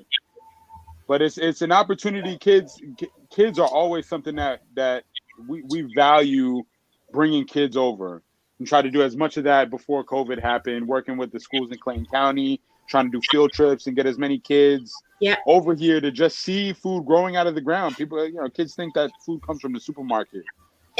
And parents, they don't have time really to teach them. They don't have the resources. They don't know where they can take them, or they have to take them to a place that's run by somebody who doesn't have the same color of skin, and it becomes something that's unreachable in their minds. And so, we've had kids come here and be inspired and want to do agriculture or be involved in agriculture when they grow up. And it's a beautiful thing to see, and hearing parents talk about how excited they were and how they want to come back, and really seeing their people do this. Mm-hmm. And so, kids will be great, man. It's inspiring. It really is. Hey, Fu, when I come down there, you're gonna have to take me. Hey, Yeah, man, I mean, please believe it pull or up. not, basically, EliYahu, what's going to happen is right now I'm here in Douglasville. Main one is in South Carolina, and Jay is in New York. So, and on the first weekend of April, they're going to be here. Okay. we're going to end up doing a show together physically for the first time that particular one of those days. So while they're here, we'll definitely come check out the farm and link up with you. Yeah, without a doubt. Yeah, Without please. a doubt. I would love to. I mean, my man, for me, I understand that it takes a lot. I definitely understand it takes a lot of work. I want to get started small, but you got me when I say I can't stop thinking about these leaves. It takes the leaf. If y'all don't understand how many leaves fall because I have nothing but trees in front of my house. So to know, for me, I've always said there was a use for leaves, but I didn't know what it was. Now you're saying that's perfect for compost. It's perfect. Yeah, perfect. Yep. Yeah, man. So EliYahu, I'm on the website and it says become a Atlanta Harvest farmers market vendor. How do you do that? So back when the farm stand was up and running, we would do weekly farmers markets. So on Sundays, which would be our biggest day, we would invite local vendors, people, body products, bakery items, people who have other farms could even come by. I mean, anybody really. We just want to provide an opportunity for people in the community to get with the people in their community and let their product shine and let their personality shine. And so people can put their information in on the website, and then we'll look over the stuff, over their application of what they're selling and how they're selling it. Some items have a little more some items need certification just for standards of health standards and things like that for the county. But that doesn't mean that that you shouldn't apply. And if you need help, if there are some people who are trying to build businesses that don't know, that may not have the experience of what to look for and how to do the things. And so we'll help people on the way there. But if you're interested, you got a product, you want to sell it in the community, you want to come to Ellenwood and set up a tent with us, that's what that's for. And when the farm stand gets open again, there'll be plenty of opportunities for that. So my next question is, can y'all ship to me, to South Carolina? I'm working right now. I just found a local company that ships. We don't ship produce, but we'll ship like the honeys and the teas and stuff like that. Okay. Yeah, all right, bro. Yeah, so we'll ship like non-perishables, like honey and tea, but we don't ship any like meats or we don't ship fresh produce. But hopefully working with this company we might start. So I'll be letting y'all know as soon as that comes off, because I know we'll be getting a whole lot of orders. Yeah, because I was thinking about that honey. I was like, yo, I want to order some now. Hello. I'm so looking at it myself. Go on the Tea Brew Farm website. Oh, the Tea Brew Farm. Okay. Yeah, the Tea Brew Farm website will probably have it on right now. Because we already ship through that site, but we don't ship through the Atlanta Harvest site. And so you'd have to look on the Tea Brew Farm site for the honey. Hey, y'all put that in the chat so I can put it out for everybody else. It up right now. As soon as you put it up, I'm gonna go ahead and highlight it for people to see. Yeah, so it's tbrewfarm.com, right? That's what I'm looking at. Yeah. Okay. I'll put it right here. There you go. Now EliYahu, I know that y'all down there, y'all down here, y'all doing y'all thing. What's the best advice that you would give to people as far as starting to do something and growing something? I'd probably just say get started. There's a lot of intricacies to farming and growing your own food. You have two options. You can just get started and figure it out along the way, or you need to start, reaching out to your local producers, local farms, local farmers in your area. See if you can volunteer, get a little bit of experience, pick a farmer's brain, support a farmer's market. Then you can meet different people who are on that path already and start to, mend minds and things like that. But really, just get started. I know I said that earlier about the indigenous soil and, if you can, not getting the soil from like Home Depot and stuff, but I mean, just get the soil, just start growing. Start somewhere. Just get the soil, go start somewhere. Get a little box. You can order boxes online, or if you feel handy, you can build your own box. They got pre-cut pieces of wood at Home Depot, or you can ask them to cut the wood for you. put the boxes together, put some soil in it, get some plants, put it in there. That soil that you buy is going to be good enough to get you started. And then, start growing in the warm season, start growing now. We, in Georgia, we're not going to have any more frost, hopefully. But I guess that depends on global warming, right? But we hopefully won't have another frost, so you can start planting right now. Get some plants, whatever you like to eat. You can even start planting. It's gonna be a little too early for like summer crops like tomatoes and peppers, but probably in a few weeks, about a month, you'll probably start seeing those plants available. Get you some herbs, just some easy stuff, and just put it in the ground. Pay attention to it. I know y'all are at home. I know, I'm saying you working from home. Water it every day. Just be outside. Spend some time outside. Watch it as it grows. Just get that experience of growing something. And then do the research. Spend the time doing the research after you get started. You know what I'm saying? Don't get hesitant because I don't have a green thumb or I don't have any experience. Just get started. Plants take care of themselves.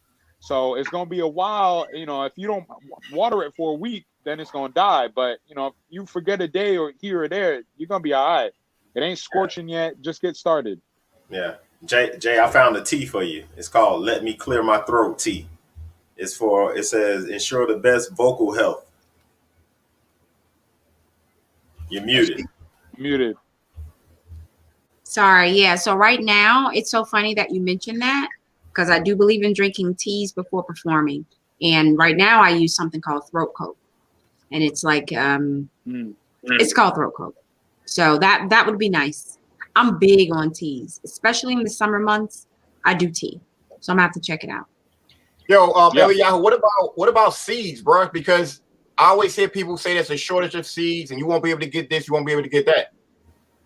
I think that there's an influx of it's just like COVID-19 came and everybody's trying to buy guns and bullets and stuff. And everybody's like, we're not going to have all this stuff. We need to stock up. Everybody's trying to stock up, and so it's probably not that. Because I haven't necessarily seen a shortage of seeds, but I've seen that some companies are overloaded with orders, and so it's taking long for the seeds to get shipped out. But it depends who you shop with. There are some companies that do heirloom seeds that just they don't have a lot of seeds, but they'll get seeds every year. And other companies that are just overloaded with orders. So I don't think that there's a shortage of seeds. And really, you should look for your local companies. If you're like I'm sure that there are like feed stores where they local stores where they sell all types of feed, grain, bird feed, deer feed. They'll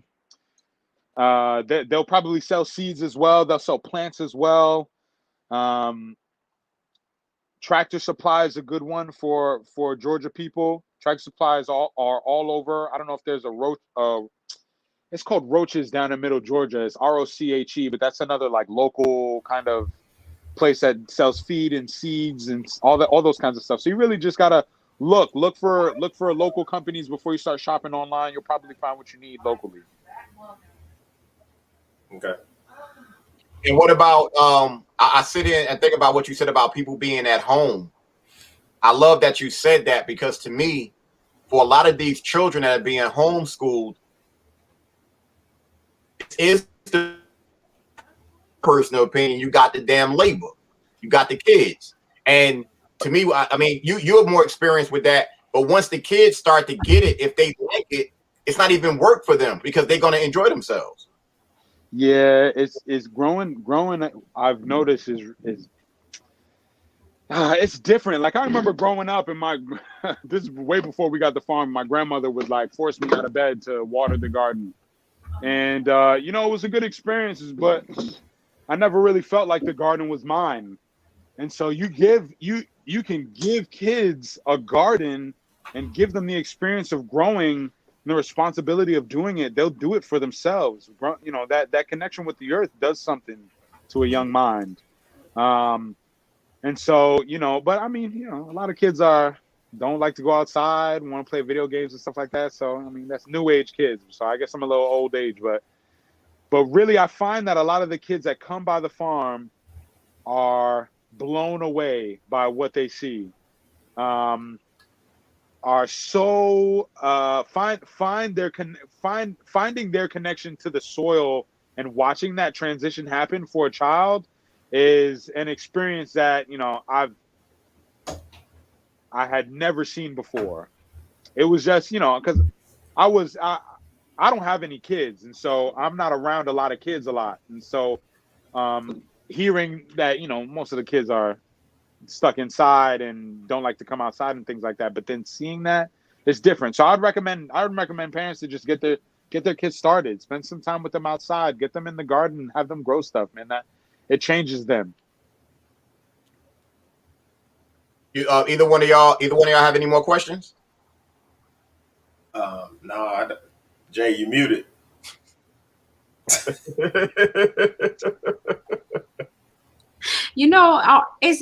a thing. It's been all weekend, like yesterday. You know, I was just having problems. But no, I got stuff in my cart from the Tea Brew Farm. So I'm all set. Thank you so much for coming on. It's been great. Thank you, guys.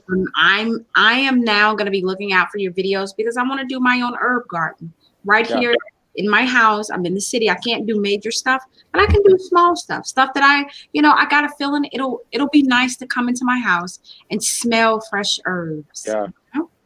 And you have a yard or? No. So I'm in New Rochelle. So I'm in an apartment building. You have a room with a lot of sunshine, with a lot of windows? Yes. In my kitchen. kitchen. In your kitchen. Okay. And they do allow, because, you know, in the city, well, you probably do know this or maybe not. In the city, when you live in a apartment building, it's very heavily regulated. You can't do certain things. Like I can't have a welcome mat in front of my door. You can't. But I can have. It's weird. But what I can do, and I don't see it a lot, but what I like to do is the box that you can put outside your window. Yeah. Yes. I have great sunlight in my kitchen. Nice. Okay. So that's really what I want to start doing. Yeah. And I want to do my own herbs. So I'm gonna be looking out for your video whenever it comes out, and I'm gonna follow it, and I'm gonna do my own that, and hopefully this time next year I'll have pictures to share. Okay. Yeah. Maybe we'll do a video about growing inside. Yeah. Yeah. See if we can do something like that. Yeah. Trust me, it's like this. It's where I live. It's 3 buildings and it's in a U shape. I may have seen 2 or 3 apartments that's taken advantage of that. Maybe 2 or 3.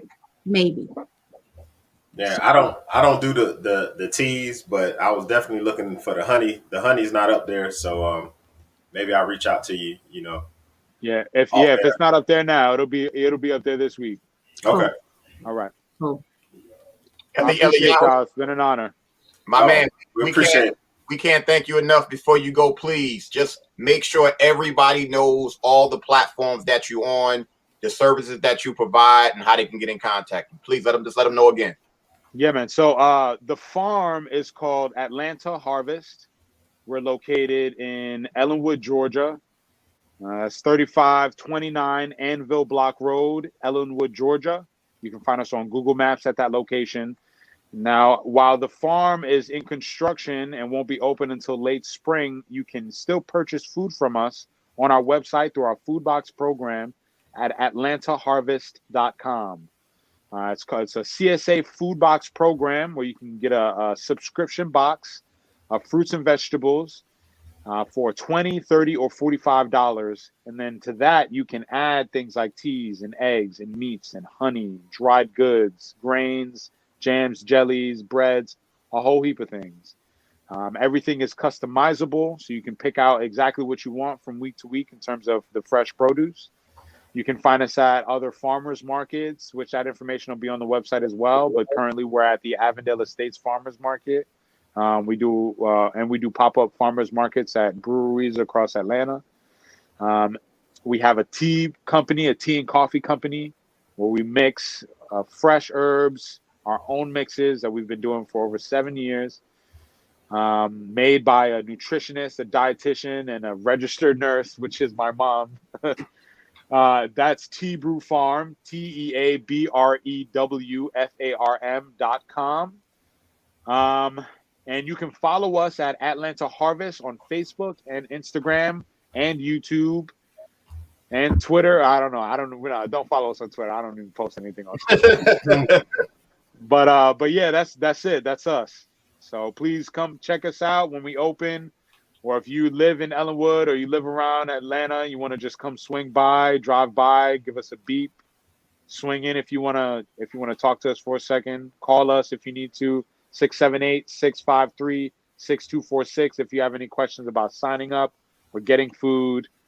And yeah, just that's it. So thank y'all. Thank Man, you. Thank you. we definitely appreciate you. We're gonna be seeing you soon. And I got a friend of mine that lives in Rex, and I'm about to give them your information because that's not that far. They can go ahead and they definitely can get some stuff from you. Yeah, man. There you go. All right, my man. Appreciate it. Tell your pop. Tell you what's on. I'm sorry, you cut out. What'd you say? I was saying, and tell your pops. I said I appreciate him. I appreciate that he jumped on, even though I blew him up and he really wanted to be on camera. Oh. All right, I will. All right, y'all. All right, man. Good night. That was great. Yo, I just feel I'm assuming y'all gonna get y'all boxes when y'all come in town, especially Jermaine, because Jermaine can drive it back. See, I gotta be careful because I don't pack light, so I have to see. But I'm gonna do something when I get there. I actually get in on Thursday, so maybe I'll venture out myself just to check it out. Maine, since she's an entertainer and a singer, and the way she says she don't pack light, all I see now is her with the sunglasses and the big hat, like a diva getting off the plane and walking with the bags and shit, and just Don't kind let me pull out the sunglasses all of a sudden. I go. what? And I said, and don't make me pull out the sunglasses or whatever. But let me tell you something. TSA don't give a damn who you are. You got to take them glasses off. You got to come out in them shoes, that jacket, and everything. Not when you leave in the airport. Well, not when I'm leaving. Now, yeah, I'm gonna have myself together when I'm leaving for sure. Yeah, he talking about you gonna come out the airport like on Roscoe Jenkins. Remember when they came out the airport, fresh and so clean. And with the slow motion walk from the Chappelle Show. Every day of my life, it's like the theme song playing in my head with the fresh pair of Adidas on too. Don't forget that. Yo, for everybody that's watching tonight, I personally believe the information that they gave was truly invaluable. You cannot put a price on it. And the fact that they're so accessible. Take advantage. Trust me. First and foremost, if you are a parent and if your children are home, you most definitely need to take advantage of this. Yes. Why not? Yo, did you guys grow up going to the farmer's market? Because I did. And I'm trying to figure out when did we get away from that? We had the bodegas. Bodegas. We had the corner bodega, man. What are you talking about? See, bodegas is new to me because I grew up going to the farmer's market. You can wait for the spring season to start. In the South. In the South. Yeah. Exactly. Yeah, we wasn't in the South. No. Oh, yeah. Now, granted, I was in where I was at to be able to get there was probably like 2 hours to go to South Jersey. But as a kid, I didn't know nothing about no damn South Jersey. I don't know nothing about South Jersey. South Jersey don't count. Yeah, and South Jersey is basically Atlantic City. But I ain't know nothing about that. Then that must have been a northern and southern thing because I'm telling y'all, we look forward to going to the farmer's market to because 10 times out of 10, my grandmother, she knew someone who worked it. So I'm talking about fresh apples. I mean, just, you eat. I mean, you probably needed to be washing that stuff off too, but just organic, just doing you that. And I look forward to it. And it's funny because when I moved to New Rochelle, I sought out a farmer's market. And what I found out was the city of New Rochelle hosts a farmer's market. And I'm trying to think of the name of it because it's a funny name. When I think of it, I'm going to say it. It's really weird. But Cuomo? They host that. Cuomo? Now what now? Is it called Cuomo? Nope. Okay. Why that got to be a funny name now? Yeah, it's a funny name, but keep going. Keep going. Well, they have one, and I'm going to tell you the name of it when I think of it. But they host it only in the summer months, so it's literally from I want to say May until about October, And I go there. I go there. Now it's not always all organic because now anybody can kind of pull up with their whatevers. But I look for the organic stuff. I look for the grass-fed meats. I look for the grass-fed dairies. It's where I go. Summer months, great. Winter months, I've got to rely on the grocery store for those kind of things. I have to. We had a wonderful show. I think people got their questions answered. Like we always tell y'all, the goal is to get y'all information that you need. To get you information that will have you like, wait a minute, damn, I'm glad I was able to jump on. Now, next week's show is gonna be the super treat because we have another historian coming on. If anybody has seen any of the Hidden Colors DVDs, you see he's very prevalent in it, just like Professor Small is and was. Out of Darkness. Say it again. Out of Darkness, which is Prime right now. Out of Darkness. It's Amazon Prime right now. You put me onto something. What's that? Look it up. It's not. Look it up. Look it up. I'm watching right now. You gotta give me the heads up. He's featured. So he is the main host. So he's in every single, that he's the star, and the narrator. You've got to look that up. It's called Out of Darkness. It is exceptionally good. I'm watching it. Look, you talk about look it up. I'm watching it tonight. So for everybody out there, definitely watch that as we prepare for next week. Yeah. But get ready. Next week we're gonna have Kaba Kamini on. You can find him on Instagram. You're gonna be able to see what he's about. But once again, it's gonna be about getting your questions answered. Yes. Once you watch the Hidden Colors and once you watch the Out of Darkness, and he has a few other documentaries that he's done. When I say Kaba, it's just I follow him on Instagram. Every time he go live, I'm right there with him. Knowledgeable about us. Well, I'm on it tonight. I don't appreciate that neither one of y'all. But it's all good. I thought you've seen it though. I really thought you. I thought you've seen it. I'm always watching. Oh, side note, documentary for everybody to watch. You have to watch this documentary. One of them.